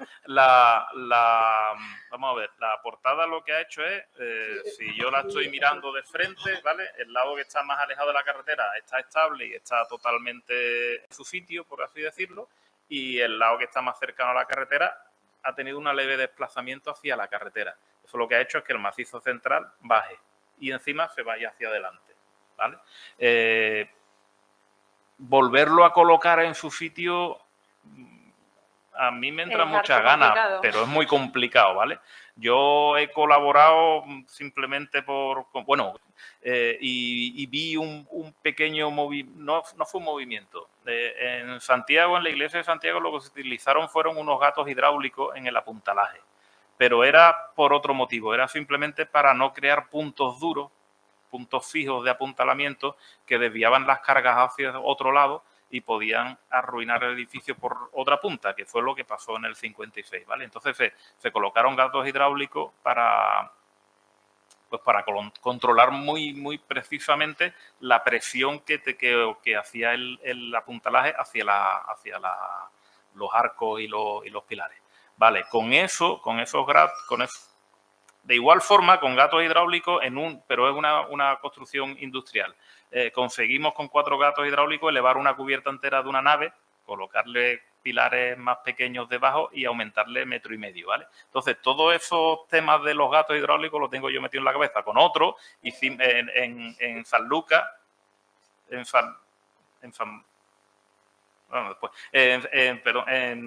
San Lucas de Barrameda colaboré con una empresa, aunque yo no, simplemente le di la idea del muro del ayuntamiento que estaba desplazado hacia afuera, con unos gatos hidráulicos y accionándolos con mucho control, se consiguió poner el muro derecho, ¿vale? Mi ilusión, vamos a decirlo así, mi ilusión, pues sí, sería, pues, y lo hemos hablado con los que nos han presupuestado el andamiaje, sería colocar otra vez esos gatos hidráulicos de gran tonelaje justamente en lo que soportaría el macizo central, meterle carga muy controlada e intentar levantar el macizo central, colocarlo, devolverle los 6 centímetros que se ha desplazado y una vez que esté en su sitio, pues ya coserlo bien con su... Aquí yo creo que varillas no, o sea, casi que no tendríamos que ir a vigas de fibra de vidrio o de fibra de carbono para dotarle de la resistencia necesaria para que no se moviera. Pero, dicho de forma coloquial, ¿quién es el guapo que le mete carga a los gatos hidráulicos para que no se nos caiga entera la portada? Es complejo, ¿vale? Ganas no nos faltan, pero nos da miedo. Y ahora me quería hacer una pregunta a usted sobre el estilo grecorromano, porque yo soy aficionado al arte, no soy nada, pero y leí en un proyecto, en un libro que hablaba del estilo grecorromano, pero ya después no lo he visto más nada en ningún sitio. Y entonces, bueno, ¿esto qué es? Y los estilos de arte español, no existe el estilo grecorromano, existe el románico, el gótico, el renacimiento, y después leyendo que si el renacimiento es una copia del estilo clásico, entonces yo me he quedado un poquito... Sí, es un poco la idea con la que he iniciado mi charla, ¿no? La idea de que el concepto de grecorromano es un concepto que se aplica a la portada de Andrés de Ribera, pero que, por ejemplo, yo he leído aplicada por Francisco Madrazo en el siglo XIX a la Catedral de Cádiz, que la Catedral de Cádiz es un universo artístico totalmente opuesto al Renacimiento de Andrés de Ribera, en tanto que la Catedral de Cádiz es barroca. Lo grecorromano no vale realmente para definir un estilo, porque lo grecorromano está diciendo que es una inspiración romana, una inspiración griega y romana. Lo realmente griego y romano es el neoclasicismo. Tengamos en cuenta que el Renacimiento nace en Italia, porque en Italia ni el gótico ni el románico son como en el resto de Europa. Es un gótico y un románico muy romano, porque la inspiración de la tradición arquitectónica en Italia es de las ruinas que ellos están constantemente observando, que son las romanas. Grecia se descubre en el siglo XIX. El elenco artístico de Grecia se incorpora al arte occidental en el neoclasicismo. En el neoclasicismo, a final del siglo XVIII y durante el siglo XIX, sí podemos ver elementos griegos, cosa que no vemos en el arte del Renacimiento. El arte del Renacimiento está más inspirado en el arte romano que en el griego. Sin embargo, el arte del neoclasicismo, a final del siglo XVIII y siglo XIX, ya es un arte que sí puede ser greco-romano. Pero en realidad, greco-romano, la tradición romana... De hecho, el románico se llama románico porque recupera un uso del muro y del arco en el muro parecida a la de los romanos. Entonces se le denominó románico. El gótico es otra cosa. El gótico son muros airosos donde la distribución de cargas se hace por las bóvedas de crucería, donde aparecen grandes ventanales de color porque los muros no son portantes.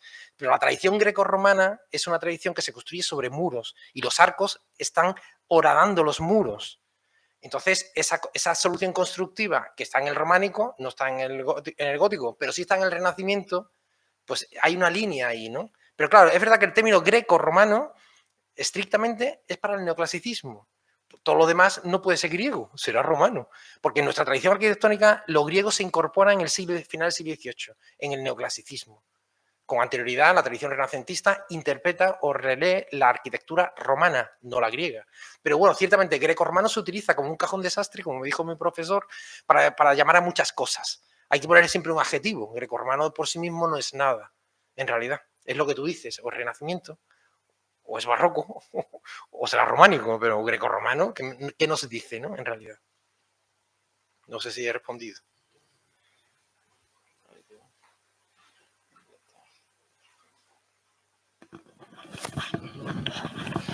Bueno, quiero hacerle una pregunta a Fabián Pérez. Sí, es que en el recorrido que has hecho por los distintos elementos artísticos del monumento hay una pieza que no has tocado y me gustaría que tocaras algo, y es junto a la capilla de caminantes, una vez que se pasa la portada de Ribera, a la izquierda hay un claustrillo pequeño que tiene en el centro una estatua de San Bruno.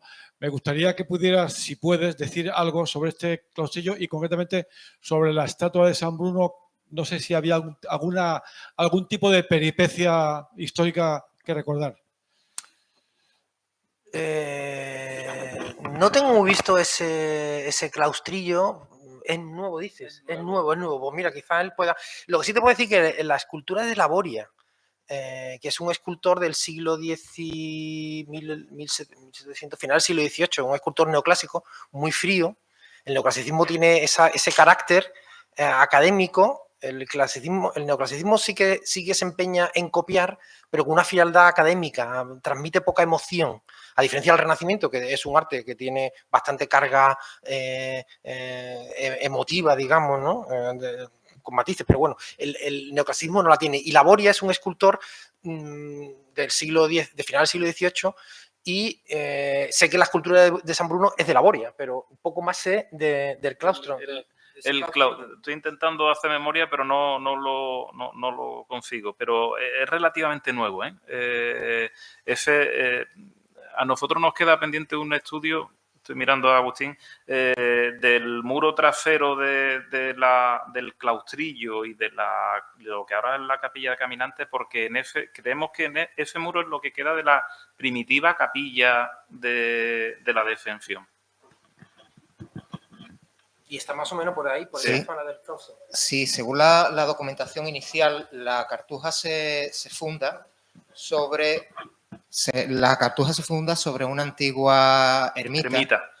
Erigida en conmemoración de la batalla, en la que ante una racia de las tropas musulmanas, pues salen los caballeros jerezanos, iban directos a una emboscada en un sotillo que había en esa zona, y se aparece la Virgen, y con la luz producida por la aparición, las tropas identifican a las tropas musulmanas que se habían escondido debajo de los distintos árboles y tal, y consiguen vencer.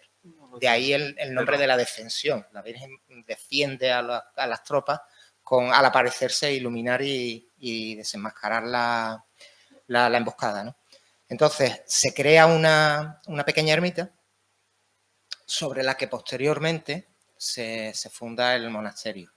Entonces, tradicionalmente, la documentación habla de que en ese ángulo es donde existía esa primera edificación, que con el desarrollo de los años y el proceso constructivo, supuestamente se había derruido para construir la capilla de caminantes. Lo que pasa es que, haciendo las primeras inspecciones del monumento y viendo los descarnes que se han producido en el muro de esa zona, hemos identificado que no es un simple muro perimetral, ya que tiene un proceso constructivo muy complejo. Hay zonas de tapial, hay zonas de ladrillo. Debajo de los enlucidos hay una serie de vanos de arco de medio punto cegados, con lo cual habla de que no es un cerramiento simple y llano, sino que probablemente queden... En toda esta época los procesos constructivos normalmente no se hacían arrasando a suelo y construyendo encima, sino que se construía sobre lo que quedaba. Y si el material constructivo que quedaba estaba estable y era, pues no se eliminaba, ¿eh? De hecho, bueno, gran parte del Jerez islámico, por ejemplo, está todavía en pie. Hay muros del siglo XII, XIII y XIV en muchas de las casas que podemos pensar que son casas del XIX. Porque construir desde nuevo era muy costoso. No se hacía como se hace ahora. Pero ese claustrillo, el que ahora le han dicho la hospedería, y creo que siempre ha sido durante mucho tiempo era la casa del portero, creo que se hizo ya con los cartujas aquí en la Cartuja de nuevo. No recuerdo bien si fue Menéndez Pidal o Masfabeu el que lo construye. Lo he leído hace poco preparándome esto, pero no te puedo... A ver si me acuerdo y te lo recupero y se lo dejo por aquí a un compañero tuyo, a que te lo dé. Creo que hay incluso una foto de la construcción del claustrillo.